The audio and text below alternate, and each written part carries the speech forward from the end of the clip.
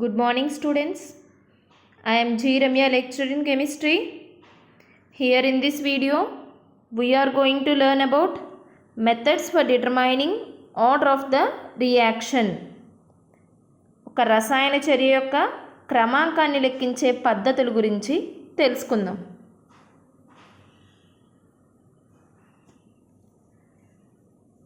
దీనికి 4 methods ఉంటాయమ్మా.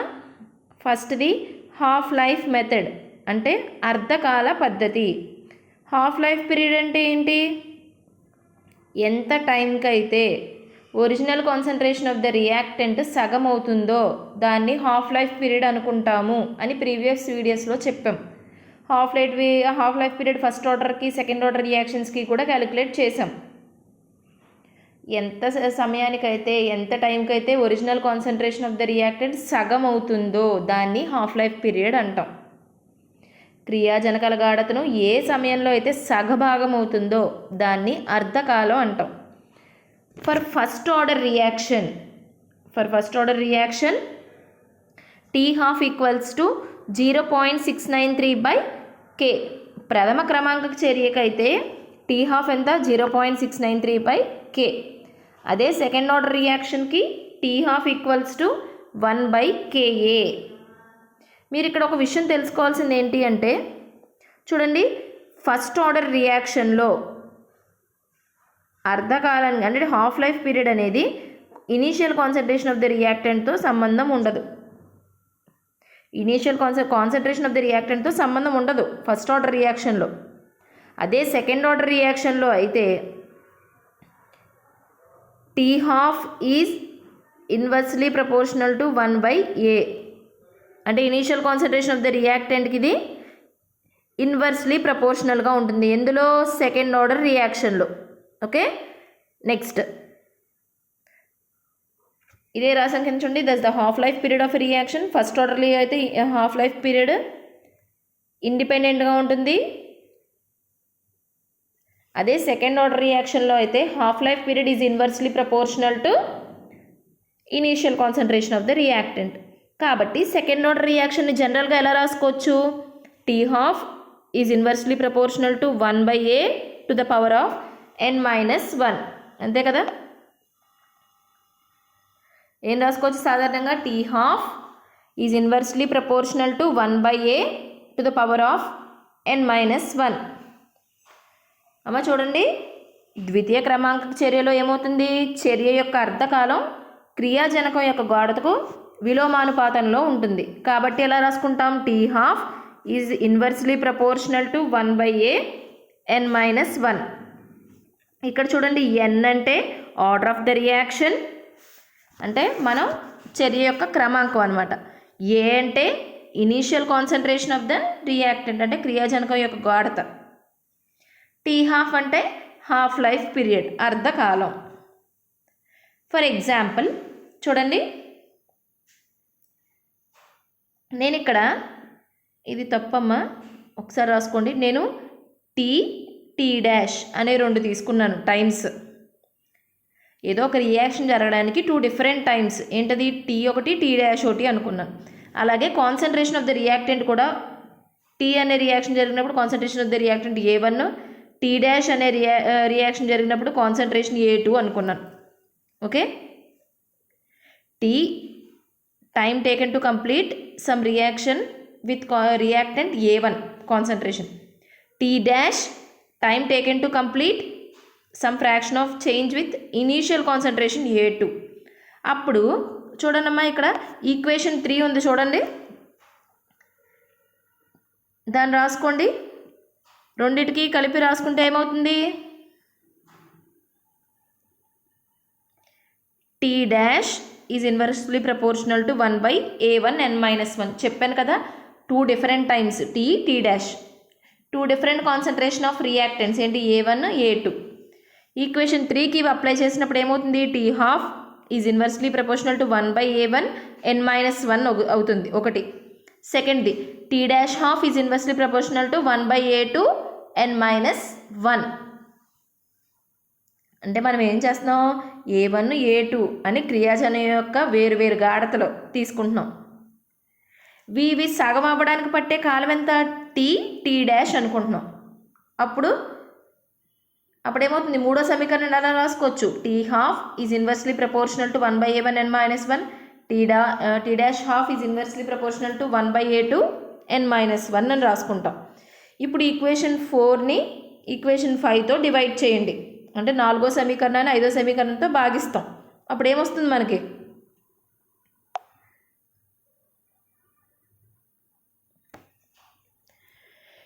Tea half by T dash half equals to equation 4 divided by equation 5 అనుకున్నాను. అప్పుడు నాకు ఏమొస్తుంది? T half by T dash half equals to, ఇక్కడ చూడండి 1/a2 n-1 ఉంది కదా, పైకి వెళ్తుంది కదా, a2 n-1 by a1 n-1 వచ్చింది.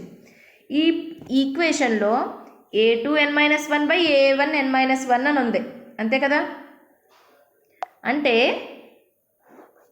ఈ రెండు చోట్ల కూడా n-1 ఉంది. నేనేం చేస్తున్నాను? నెక్స్ట్ ఈక్వేషన్కి వచ్చేటప్పటికి కామన్ తీసేస్తున్నాను.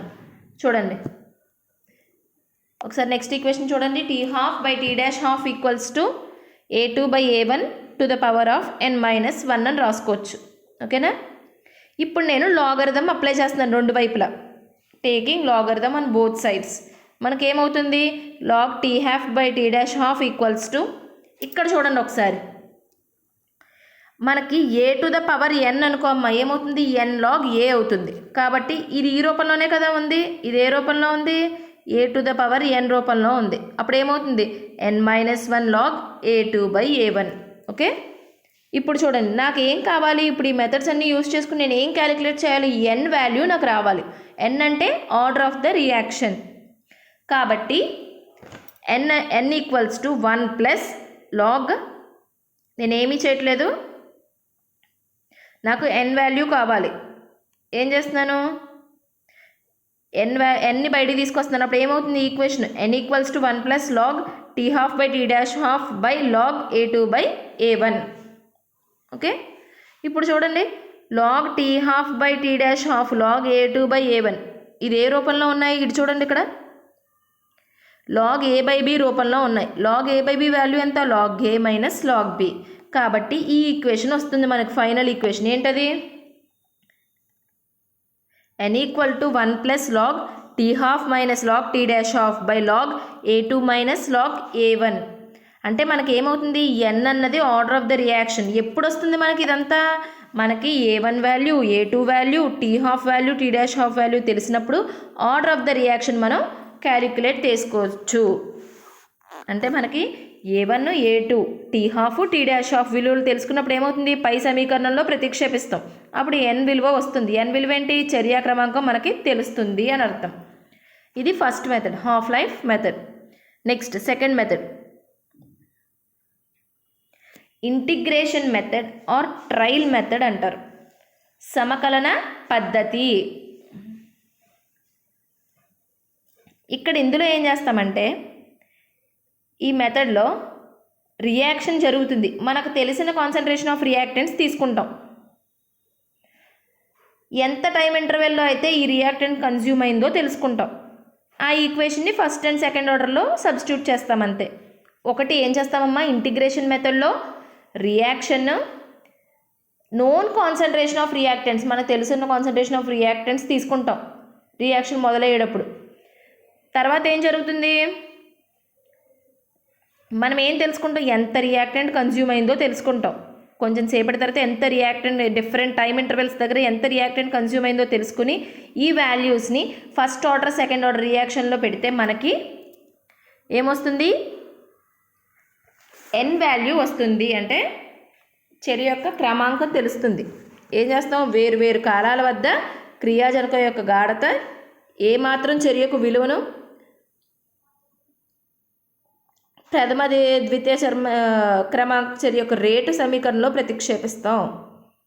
అంటే డిఫరెంట్ టైం ఇంటర్వెల్స్ దగ్గర డిఫరెంట్ కాన్సన్ట్రేషన్ ఆఫ్ రియాక్టెంట్స్ తీసుకుని ఎంతసేపటికైతే అవి కన్జ్యూమ్ అవుతున్నాయో డిఫరెంట్ టైం ఇంటర్వెల్స్ దగ్గర తెలుసుకుని అవి ఏం చేస్తాం? మనం ఫస్ట్ ఆర్డర్ సెకండ్ ఆర్డర్ రియాక్షన్లో సబ్స్టిట్యూట్ చేస్తే మనకి ఇంటిగ్రేషన్ మెథడ్ వస్తుంది. వేరువేరు కాలాలు తీసుకుంటాం. ఆ రెండు కాలాల వేరువేరు కాలాల వద్ద క్రియాజనక యొక్క గాఢత ఎలా మారుతుంది? ఆ చర్య యొక్క విలువను ఏం చేస్తాం? ప్రథమ ద్వితీయ క్రమాంక చర్యల రేట్లో ప్రతిక్షేపిస్తాం. అప్పుడు మనకి చర్య యొక్క క్రమాంకం తెలుస్తుంది. మీకు అందరికీ తెలుసు rate equation for first order reaction ఏంటి? K = 2.303/T log C0/C. ఒకవేళ ఇనీషియల్గా కాన్సన్ట్రేషన్ C0 A అనుకుంటే రియాక్షన్ మొదలవక ముందు ఇనీషియల్ కాన్సన్ట్రేషన్ ఎంత? C0 = A అనుకుందాం. కొంచెం సేపటి తర్వాత రియాక్షన్ పూర్తయిన తర్వాత concentration of the reactant C, దీన్ని A-X అనుకుంటే అప్పుడు ఏమవుతుంది? K = 2.303/T log A/A-X అవుతుంది. ఓకేనా? ఇదే సేమ్ దీన్నే సెకండ్ ఆర్డర్ రియాక్షన్కి అప్లై చేయండి. మీకు అందరికీ తెలుసు rate equation for second order reaction ఏంటి?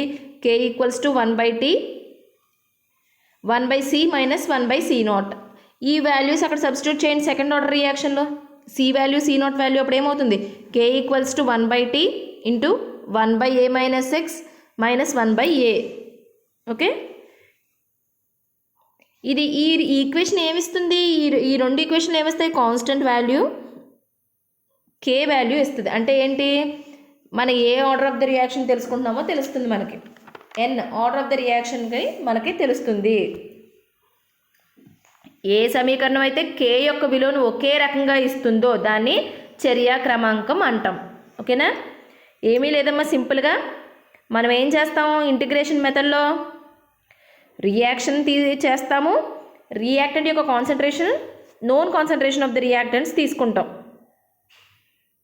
ఎంతసేపటికైతే అమౌంట్ ఆఫ్ ద రియాక్టెంట్ సగమైందో డిఫరెంట్ టైం ఇంటర్వెల్స్ తీసుకుంటాం. ఈ వాల్యూని first order second order rate ఈక్వేషన్లో సబ్స్టిట్యూట్ చేస్తాం. మీకు అందరికీ rate equation first order reaction తెలుసు ఏంటి? K = 2.303/T log C0/C. ఒకవేళ initial concentration of the reactant C0 A అయితే, రియాక్షన్ అయిన తర్వాత కాన్సన్ట్రేషన్ C అంటే A-X అయితే అప్పుడు పై ఈక్వేషన్ ఏమవుతుంది? K = 2.303/T log A/A-X. అలాగే rate equation for second order reaction మీకు తెలుసు ఏంటి? K = 1/T × 1/C - 1/C0. ఇక్కడ C0 వాల్యూస్ చెప్పాను కదా, అవి ఇక్కడ సబ్స్టిట్యూట్ చేయండి. K = 1/T × 1/A-X - 1/A. ఈ ఈక్వేషన్స్ ద్వారా మనకి ఏం తెలుస్తుంది? కాన్స్టెంట్ వాల్యూ K వాల్యూ ఇస్తుంది. ఆ K వాల్యూని బట్టి అసలు ఆ రియాక్షన్ ఏ ఆర్డర్ మనం తెలుసుకుంటాం ఈ పద్ధతిలో. ఓకే, నెక్స్ట్ థర్డ్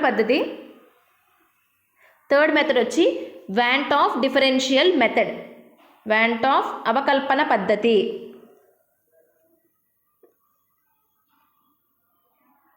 మీకు అందరికీ తెలుసు రేట్ ఆఫ్ రియాక్షన్ అనేది కాన్సన్ట్రేషన్ ఆఫ్ ద రియాక్టెంట్స్ మీద ఎప్పుడూ డిపెండ్ అవుతుంది.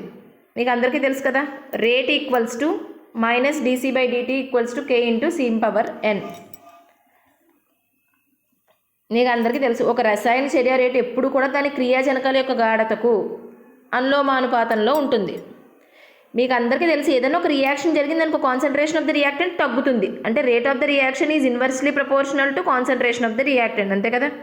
చూడండి, rate equals to K × C⁴n ఇలా రాసుకుంటాం. ఒకవేళ మనం తీసుకునే రియాక్షన్లో rate equals to -dC/dt = K × C⁴n. ఈ ఈక్వేషన్ ఎలా రాసుకోవచ్చు? Rate equals to K × C⁴n. n అంటే ఆర్డర్ ఆఫ్ ద రియాక్షన్ అని అర్థం. ఇప్పుడు ఇదే ఈక్వేషన్ మనకి 2 డిఫరెంట్ రేట్స్ తీసుకుందాం అనుకో, 2 different concentrations C1 C2, 2 different rates R1 R2. Equation 1కి 2 డిఫరెంట్ రేట్స్ 2 డిఫరెంట్ కాన్సన్ట్రేషన్స్ తీసుకున్నాం, R1 R2 C1 C2. అప్పుడు ఈక్వేషన్ 1 ఏమవుతుంది? R1 = K × C1⁴n, R2 = K × C2⁴n. Equation 1 ఉందమ్మా. ఒకటో సమీకరణం ఉంది, క్రియాజనానికి 2 వేర్వేరు గాఢతలు తీసుకున్నట్లయితే వాటి యొక్క చర్య రేట్ ఏమవుతుంది? R1 R2గా ఉంటాయి. అప్పుడు మనకి ఈ ఈక్వేషన్స్ వస్తాయి. నెక్స్ట్ ఇప్పుడు ఈ ఈక్వేషన్స్కి మనం లాగర్థం అప్లై చేస్తాం, రెండు వైపులా లాగర్థం తీసుకుంటాం. అప్పుడు ఏమవుతుంది? log R1 = log K plus ఇక్కడ చూడండి C1⁴n అని ఉంది, అది ఎలా రాసుకోవచ్చు? n log C1. చూడండి log r1 equals to log k plus n log c1. Next log r2 equals to log k plus n log c2. ఇప్పుడు మనం ఏం చేస్తామంటే ఈక్వేషన్ 3 ఉంది, ఈక్వేషన్ 2 ఉంది. ఈక్వేషన్ 3లో నుంచి ఈక్వేషన్ 2 మైనస్ చేస్తాం. అప్పుడు ఏమవుతుంది? ఈక్వేషన్ 3 మైనస్ ఈక్వేషన్ 2 అంటే మూడో సమీకరణం నుండి రెండో సమీకరణాన్ని తీసివేయగా మనకేమొస్తుంది? log r2 minus log r1 equals to log k minus log k. log k minus log k cancel అయిపోతాయి. Next n log c2 minus n log c1. ఇక్కడ రెండిట్లోని ఇప్పుడు నెక్స్ట్ రియాక్షన్ రాయండి అమ్మా. log r2 minus log r1 equals to n log c2 minus n log c1. ఇప్పుడు ఈ ఈక్వేషన్లో n అనేది ఇక్కడ ఉంది, ఇక్కడ ఉంది కాబట్టి నేను కామన్ తీసుకుంటాను. కామన్ తీసుకుంటే ఏమవుతుంది చూడండి ఒకసారి. log r2 minus r1 equals to n log c2 minus c1. నాకేం కావాలి? n విలువ కావాలి కాబట్టి n బయటికి తీసుకొస్తున్నాను. అప్పుడు ఏమవుతుంది? n equals to log r2 minus r1 by log c2 minus c1. ఇప్పుడు నాకు n order of the reaction value తెలియాలంటే నాకు ముందు r1, r2, c1, c2 values తెలిస్తే ఆర్డర్ ఆఫ్ ద రియాక్షన్ తెలుస్తుంది. నాకు ముందు c1, c2, r1, r2 విలువలు తెలిస్తే అవి నాలుగో సమీకరణంలో ప్రతిక్షేపిస్తే n విలువ వస్తుంది. నాకు చర్య క్రమాంకమే కదా తెలియాలి. ఇంకా లాస్ట్ మెథడ్ అదేంటి అంటే ఆస్ట్వర్డ్ ఐసోలేషన్ మెథడ్. ఆస్ట్వర్డ్ ఐసోలేషన్ పద్ధతి. ఈ మెథడ్లో ఏం చేస్తామంటే ఈ మెథడ్ అసలు ఇప్పుడు వరకు మనం ఏం చెప్పుకున్నాం? ఒక రియాక్టెంట్ ఉన్నప్పుడు చెప్పుకుంటూ వస్తున్నాం. ఈ మెథడ్ ఎప్పుడు యూజ్ చేస్తాము అంటే 2 or more రియాక్టెంట్స్ ఉన్నప్పుడు ఆర్డర్ ఆఫ్ ద రియాక్షన్ని కనుక్కోవడానికి ఈ మెథడ్ని యూజ్ చేస్తాం. 2 లేదా అంతకన్నా ఎక్కువ క్రియాజనకాల యొక్క గాఢతని మనం తెలుసుకుంటాం దీని ద్వారా. క్రియాజనకాలు ఉన్న చర్యలో ఇవి ఈ పద్ధతిని వాడతాం క్రమాంకం తెలుసుకోవడానికి. ఇప్పుడు ఫస్ట్ ఇందులో చూడండి 2 లేదా అంతకన్నా ఎక్కువ రియాక్టెంట్స్ అని చెప్తున్నాను కదా నేను. ఎప్పుడు ఏం చేస్తానంటే ఇందులో n order of the reaction తెలుసుకోవడానికి ఫర్ ఎగ్జాంపుల్ 3 రియాక్టెంట్స్ ఉన్నాయనుకో అమ్మ, x, y, z 3 రియాక్టెంట్స్ ఉన్నాయి అనుకో. నేను ఏం చేస్తానంటే ఎప్పుడు కూడా ఒక రియాక్టెంట్ని తప్పించి మిగతా 2 ఎక్స్ట్రాగా తీసుకుంటాను. ఒక రియాక్టెంట్ యొక్క కాన్సన్ట్రేషన్ కాన్స్టెంట్గా ఉంచి మిగతా 2 ఎక్సెస్గా తీసుకుంటాను.